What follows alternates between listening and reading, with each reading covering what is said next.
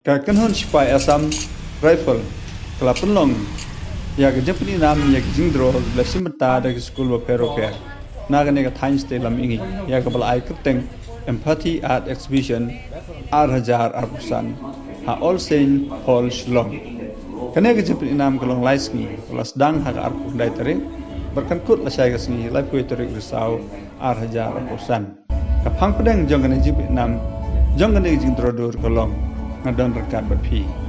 Kane ke jing peninam yang jing dro la pelong da kun hun spai.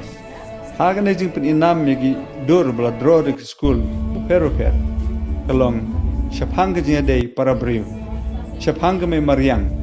Syapang ke jing long prolong bat ke jing sungulem.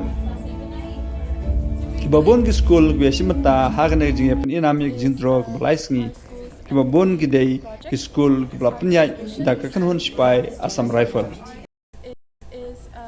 Our school's empathy project, art exhibition, and these are different types of art by ARPS in Manipur. It is based on empathy and what is empathy.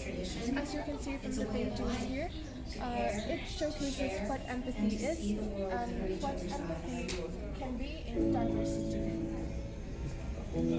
Kibat don haki benta bafer jong gane ka thains te lam ingi jong dari India nagane ka jela ki school ki do simenta ki long ka Saint Edmund School, Saint Mary's School, Saint Anthony School, NIF Shillong, Martin Luther Christian University, BDW International School. Reminds us that kindness, cultivated intentionally, has the power to transform both humans and our surroundings. And in this painting, you can see the hand is holding the nature, which represents.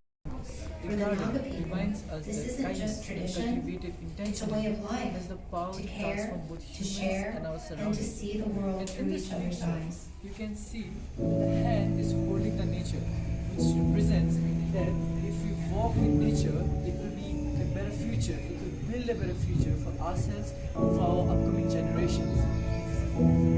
One talk, then what's the point of being here? That's what I'm saying.